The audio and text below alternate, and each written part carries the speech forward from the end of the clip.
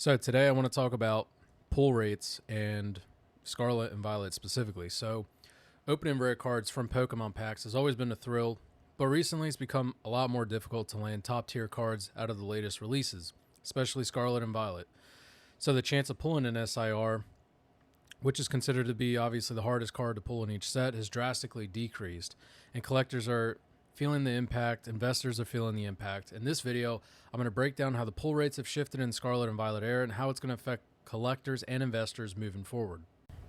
So, in the first sets of the Scarlet and Violet era, we can look that there's about a 3.1% chance of pulling an SIR, right? Meaning you'd find one in roughly every 32 packs. This made the odds fairly decent to snag one of these sought after cards. But, however, with the release of Paradox Rift in 2023, things started taking a turn for the worst. The chance of pulling an SIR dropped to around 2%, give or take, meaning it became significantly harder to find one of these cards. The most recent release, however, Stellar Crown, continues this trend, right? With pull rates now at about 1 in every 90 packs, which is almost 3 times harder than it was at the start of the era. So when we take a look at first glance, I assume that since an SIR pull rates were decreasing, the values of the cards must be going up, but the data is suggesting otherwise. When comparing the value of some of these SIRs from each set, there's only a slight correlation between the pull rate and the card's value. One standout exception is obviously the Greninja from Scarlet and Violet, Twilight Masquerade, which skews the data completely. If we exclude that specific instance, the average value of the top hit across the Scarlet and Violet era is around $81. So despite the difficulty in pulling each of these cards, their value hasn't skyrocketed as one might expect. So digging a little deeper, there's a few reasons why certain cards hold more value than others. The Greninja card, for existence, is particularly special because of its striking artwork, the popularity of the Pokemon itself, Greninja. Much like the Pikachu and the Charizard, it's highly sought after, and that demand drives up its value. Even though the chance of pulling the Greninja card is less than 1%, its desirability due to the art and the Pokemon's popularity is what truly makes it valuable.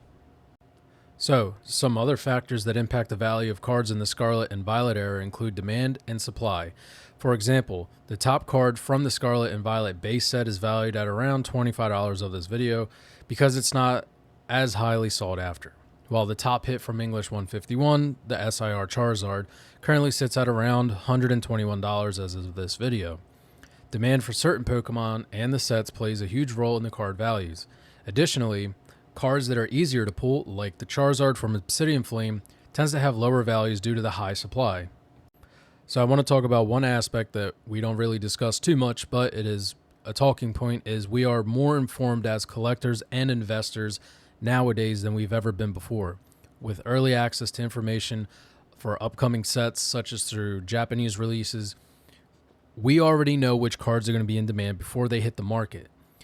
All this anticipation is leading up to certain cards becoming highly valued before they're even available in English.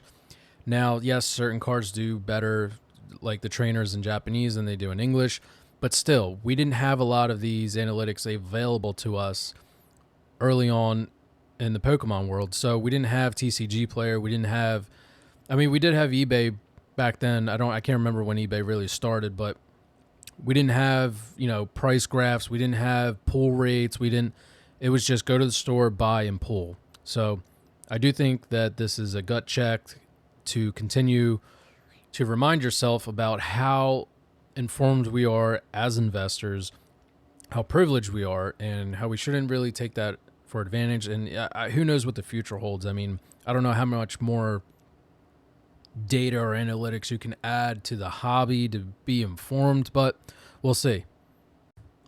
So when we're looking at the long-term value of Scarlet and Violet sets, things get a little bit speculative, right? So we're more than halfway through this era, and based on previous generations like Sword and Shield, there's potential for certain cards to rise in value over time. And with the Sword and Shield era known for its tough pull rates, we've seen cards like the Moonbryon from Evolving Skies reach values of up to $880 or $900, whatever, years after the release. While the current Scarlet and Violet sets haven't reached those heights yet, they haven't matured, The potential is obviously there, especially with Pokemons like Charizard that are leading in 3 out of the 10 released sets. So, another thing to keep an eye on is the sheer volume of cards being printed. Between March of 2023 and March of 2024, Pokemon produced roughly 12 billion cards worldwide. This influx of cards could lead to a larger supply of top hits, potentially affecting their long-term value. It is possible that Pokemon has already factored this in, which might explain obviously the declining pull rates since Paradox Rift.